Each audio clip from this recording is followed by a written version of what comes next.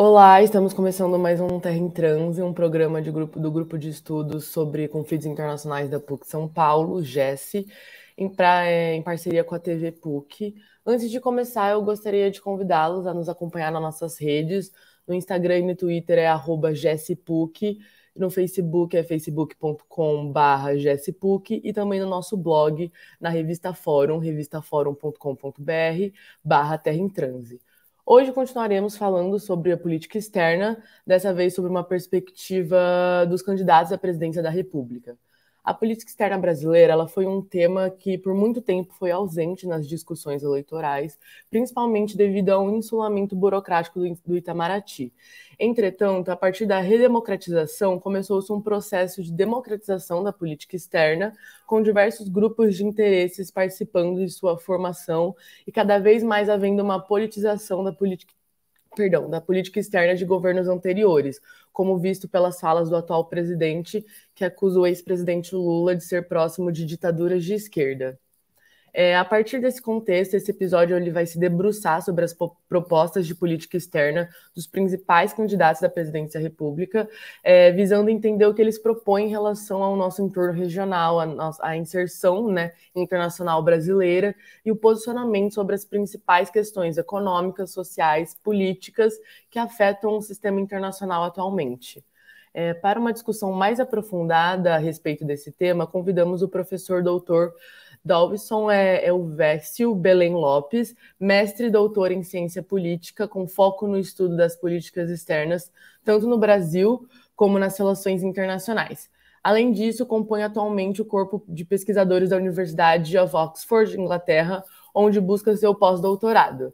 Eu participo dessa discussão com os meus colegas Rodrigo Amaral, professor da PUC São Paulo, e Tom, graduando de RI pela PUC São Paulo, para entrevistar o professor. Obrigado, Júlia. Bom, eu vou aqui tomar a palavra, agradecer inicialmente a presença do professor Davison. É uma honra ter você aqui, poder promover essa discussão com a gente, Davison.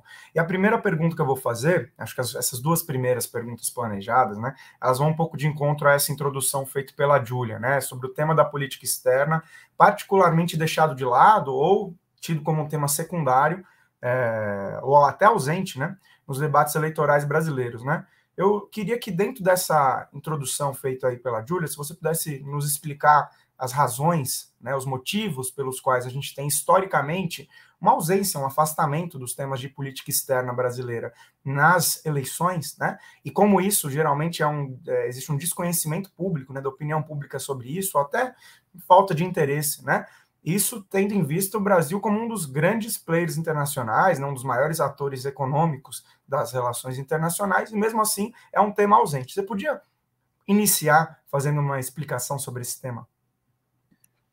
Muito obrigado, Rodrigo. Obrigado, Júlia. Tom, prazer estar na companhia de vocês. E, de fato, Rodrigo, você tem razão.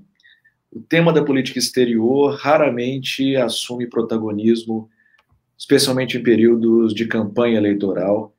Existe, de forma ampla, difusa, um desconhecimento das minúcias, dos detalhes, de quais são as grandes questões da política externa brasileira, e isso contrasta, por exemplo, com os Estados Unidos da América. Nos Estados Unidos, há debates exclusivamente voltados para debater, para discutir os temas internacionais. Aqui no Brasil, fica a dever os próprios programas dos candidatos à presidência da República, os programas de governo, a serem eventualmente implementados, eles pecam pela omissão frequentemente, ou quando nada são muito econômicos ao tratarem dessas questões. Por que isso acontece? Essa é uma das dúvidas que a literatura tenta sanar, porque, a rigor, muitos outros países também têm que se haver com essa dificuldade, com essa baixa permeabilidade dos temas internacionais na sociedade.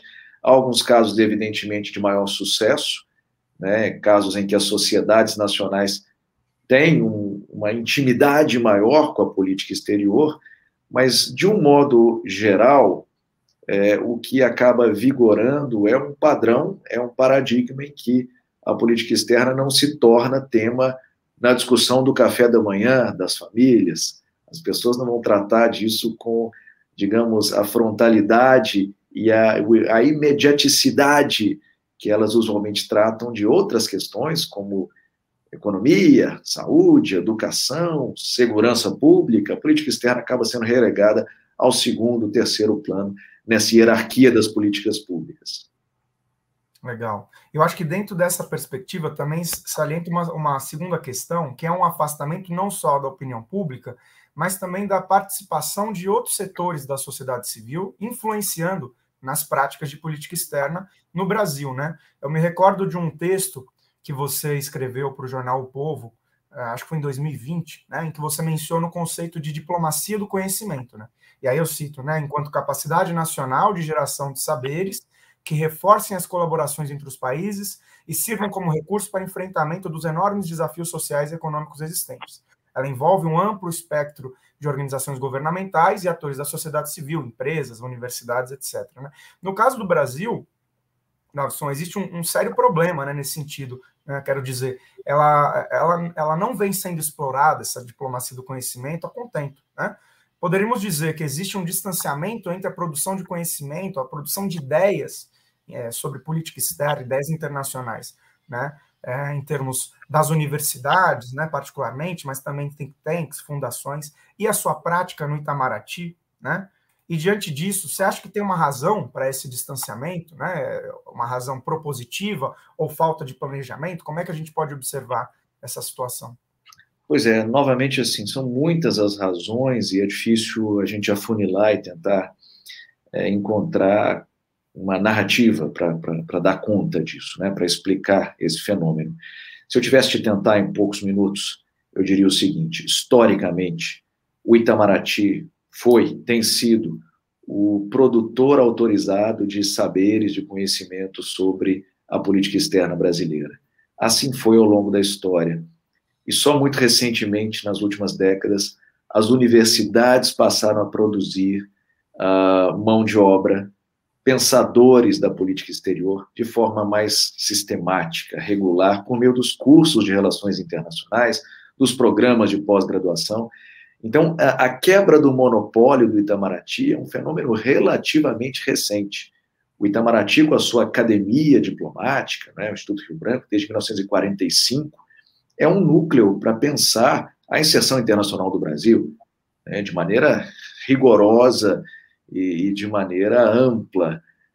Só muito depois que as universidades passaram a competir por esse espaço, né, lutar para influenciar também o pensamento, a formatação do pensamento brasileiro em política externa. Então, essa seria a minha melhor hipótese para lidar com essa questão.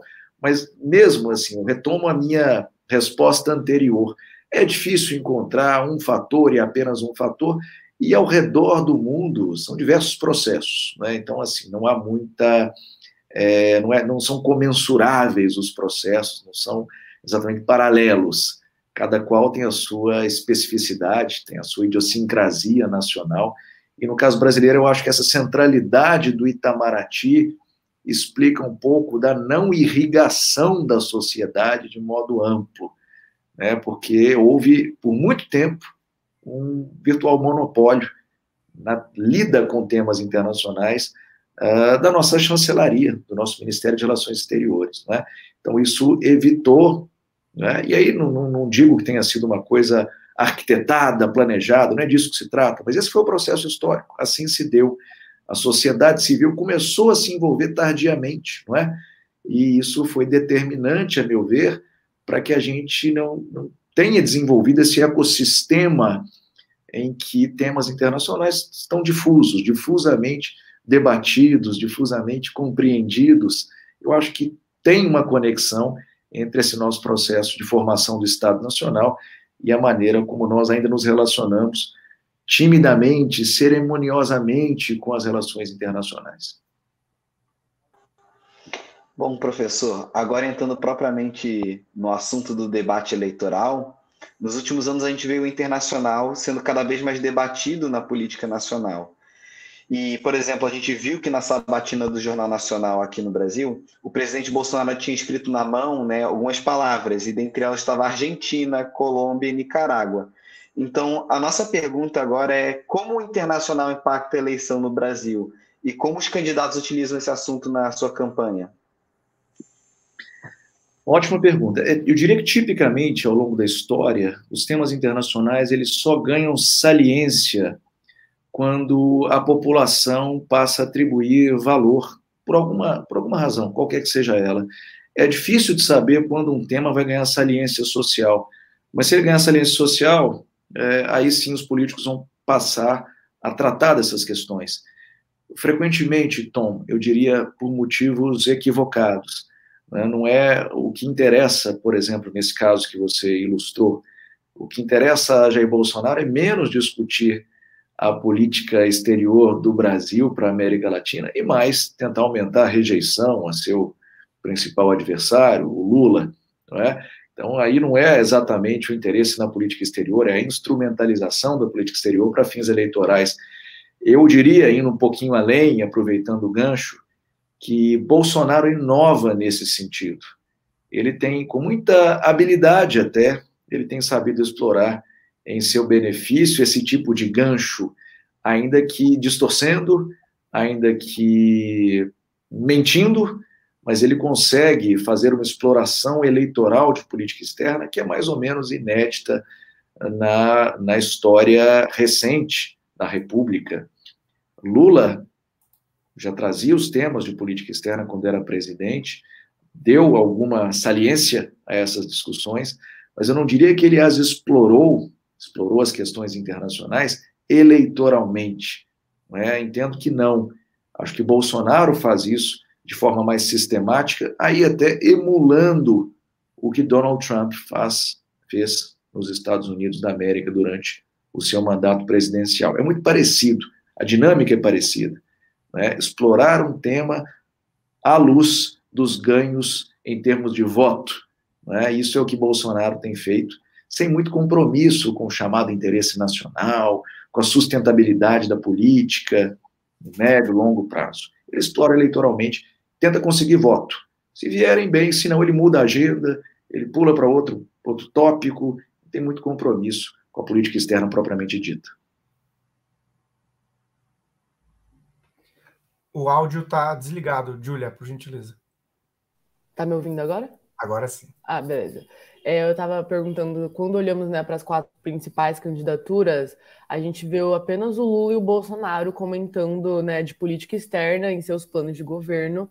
Portanto, o que eu quero perguntar é o que esperar em matéria de política externa nos próximos 4 anos, tanto de Lula quanto de Bolsonaro? Só para assim, fazer justiça, a Tebet, inicialmente não, mas depois ela incluiu. Ela demorou um pouquinho para incluir o plano dela, mas depois veio com algumas considerações de política exterior. Mas para os próximos anos, imaginando que o próximo presidente do Brasil vai ficar aí entre Lula e Bolsonaro, a gente pode esperar, dependendo de quem seja o vencedor, orientações muito distintas entre si. Eu diria que o Bolsonaro de 2022 e que aspira a ser o presidente no próximo termo, 23, 27, ele é outra figura no que tange a política externa. O programa é muito distinto daquele com o qual ele se elegeu. Eu diria que o programa que ele apresentou ao TSE neste ano é quase que um resgate do que foi a política externa de Michel Temer, talvez. Ou seja, é uma política externa clássica de um governo de direita. Assim, não é uma política externa absurda, como era, que foi apresentada em 2018, não é?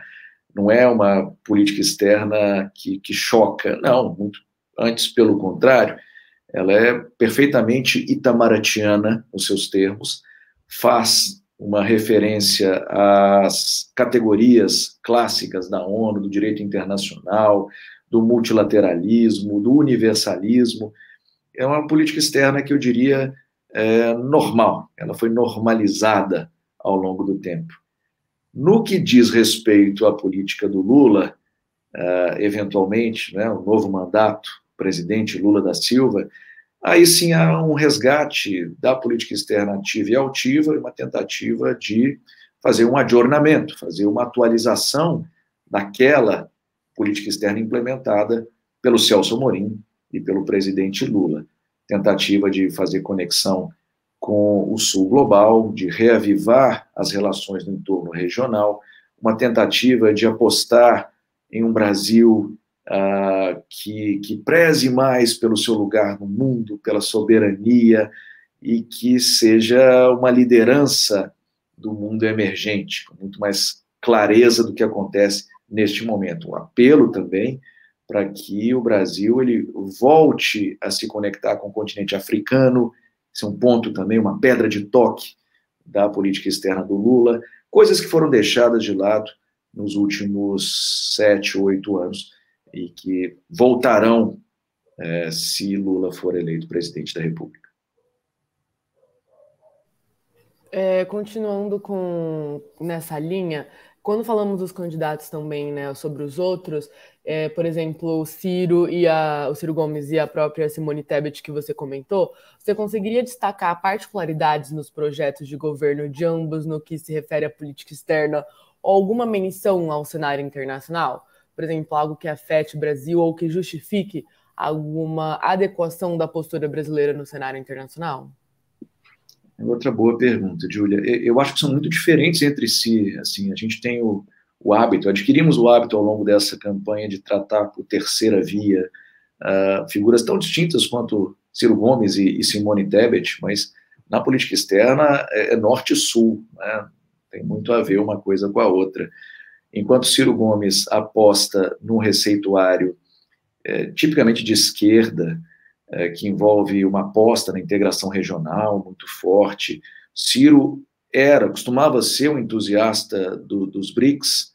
Ele, desde as campanhas dos anos 90, ele já chama atenção para a importância da China, da Índia, e o discurso soberanista, muito forte, né, no programa desenvolvimentista do Ciro Gomes.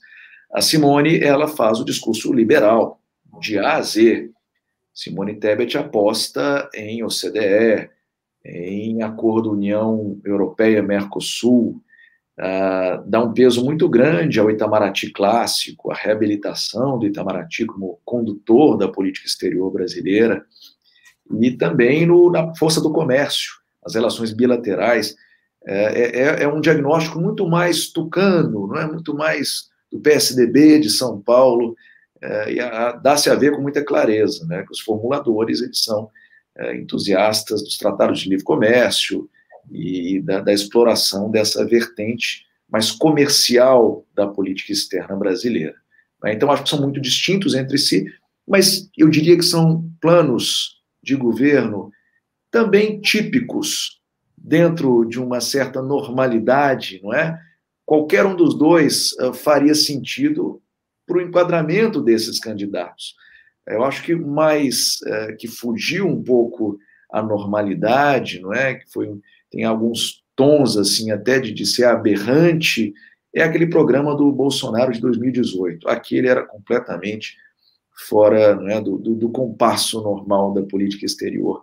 Mas para este pleito, eu vejo um retorno aos termos históricos, o Itamaraty histórico voltando, e a maneira como se elabora o planejamento de política externa vai também retornando à normalidade. Nesse sentido, até antes da pergunta do Tom, eu queria só, se você pudesse destacar, Davidson, por gentileza, elementos de diferença, de distinção da campanha do Bolsonaro de 18 para essa de agora, em termos de relações internacionais, não propriamente política. Você acha que o Tom fala um pouco dessa questão de Nicarágua, enfim, que você já nos adiantou que é uma questão muito mais narrativa, né, de fomentar essa distinção, mas você percebe materialmente transformações na agenda de 2018 para essa de 22 do governo Bolsonaro, mais do mesmo? O que a gente pode esperar nesse sentido e ler dentro desse projeto de governo dele? Ótimo, Rodrigo. Obrigado pela pergunta. Eu acho que o candidato de 2018, ele certamente não tinha, quando tudo começou, não tinha expectativa de ganhar a presidência da República. Era uma candidatura muito improvisada e também na política externa. Não havia elaboração em nenhum nível. Vocês vão se lembrar que eram slides com palavras-chave soltas, palavras de ordem, e fundamentalmente toda a concepção girava em torno da ideia de antiglobalismo, da ideia de que era necessário aplacar as relações do Brasil com ditaduras sanguinárias, e esses termos são do Bolsonaro naquele momento da sua trajetória política, né? Então não havia uma estruturação do argumento. Ele citava, eu me lembro nominalmente, os países com os quais o Brasil deveria manter conexões, dos quais o Brasil deveria se aproximar: Estados Unidos, Israel, Itália. Então havia esse tipo de menção, mas sem muita organicidade. Não era um plano que tivesse uma coesão, uma coerência interna. Não tinha. Né? E Bolsonaro ganhou e teve que aprender a fazer fazendo. Né? E fracassou, evidentemente, no intuito de implementar uma política externa revolucionária. Ele não consegue, isso é muito claro. Ele não conseguiu implementar uma parte daqueles objetivos que ele chegou verbalmente, textualmente, a anunciar. Ele chegou a falar, por exemplo, em mudar a embaixada do Brasil de Tel Aviv para Jerusalém. Isso não foi adiante. Ele chegou a anunciar o desejo de tirar o Brasil das Nações Unidas durante a campanha presidencial de 2018. Isso, evidentemente, não foi adiante. Então, ele teve que se haver, ele tomou um choque de realidade. Ele teve que aprender como pilotar a máquina durante o exercício do seu mandato. E depois disso, depois desse exercício de adequação, né, a forceps, agora em 2022, o diagnóstico é um pouco mais amadurecido. O diagnóstico está mais adequado à realidade. Eu acho que um indicador disso, evidente, não é, Rodrigo, é o fato de que Ernesto Araújo, que era esse pensador fora da caixa, que era esse pensador autoral, ele fica no meio do caminho, ele não consegue chegar ao fim do mandato, e que assume Carlos França, que é um diplomata muito mais enquadrado, né, muito mais típico, para usar uma expressão que eu usei anteriormente. Ele é um itamaratiano, mas da tradição do Itamaraty. Ele não quebra muito com o que se espera de um diplomata brasileiro. Eu acho que fundamentalmente é isso. O que mudou é que a gente sai de um paradigma falido, fracassado, e assim, não era implementável, era impossível. Afinal de contas, para se implementar uma política externa, você precisa passar por uma série de balizas, tem controles, tem o poder judiciário, o poder legislativo, o próprio Itamaraty, com a sua inércia burocrática. Você não consegue fabricar uma política externa sem minimamente se coordenar com esses outros agentes do sistema de produção da política externa. Bolsonaro fracassa e agora retorna ao leito da política externa histórica, por assim dizer. Dawson, eu queria resgatar um comentário seu que você disse que a política externa do Bolsonaro agora, nessa segunda parte do mandato dele, ela se encaixa muito parecida com o do Temer, que seria uma política externa tipicamente de direita. A minha pergunta vai no sentido de: existe uma diferença em política externa e inserção internacional brasileira entre esquerda e direita? Pois é uma outra questão interessante. Essa mereceria um programa só para isso. Mas eu vou te responder rapidamente, só para fazer mais claro o meu ponto. Eu acho que o programa de Bolsonaro para 2023 faz lembrar uma política externa como a do Temer, tá? Eu tenho dúvidas se o Bolsonaro tivesse ele a oportunidade de implementar uma política externa num novo mandato, se ele se deixaria constranger, ou se ele se deixaria controlar pelas agências que estão ao seu redor, pelas institucionalidades. Ele é um tipo anti-institucional. Eu acho que assim, é difícil pensar um Bolsonaro moderado, contido pelas instituições, tá? Só para fazer esse ponto que eu acho importante. No papel, faz lembrar a política externa do Temer. Na prática, Bolsonaro nunca deixou de ser um tipo anti-institucional, dado a roubos, né, que explora eleitoralmente a política externa, desapegado dos objetivos de médio e de longo prazo. Para ele é agora, é hoje, é o voto que ele vai conquistar, né? Isso é o que importa muito para ele. Sobre a diferença de política externa de direita e de esquerda, eu vou te dar alguns dados assim que são desconcertantes. pessoas, né, líderes importantes da história do Brasil aqui. Jânio Quadros e João Goulart votavam mais alinhados aos Estados Unidos da América do que Fernando Collor e FHC. Só para te mostrar como é complicado fazer esses enquadramentos. O que é uma política externa de esquerda, exatamente? É o autonomismo? Não é? Então, os militares podem se gabar de buscarem, pelo menos, Geisel, né, em alguma medida Médici, foram autonomistas na política externa em algum momento da trajetória. Isso é política externa de esquerda? Eu acho que esse é um enquadramento muito complicado, sabe? A gente precisa pactuar primeiro o que é, em qual o tempo histórico, quais eram os valores que estavam ali sobre a mesa, e aí a gente pode tentar ensaiar alguma hipótese, né, e alguma conclusão tentativa, né? Mas, como eu estou lhe mostrando aqui com algum fundamento empírico, as linhas se cruzam de formas que são difíceis de você isolar as variáveis, não é? E colocar num quadrante ali, aquela é uma política externa de esquerda, liberal, aquela outra é, sabe, nacionalista de direita. Não é tão simples, não. Não, legal. Acho que isso leva também a uma pergunta posterior, né? Acho que desse enquadramento do posicionamento do Brasil no sistema internacional, daquilo que é preocupado pelos presidentes da República, enfim.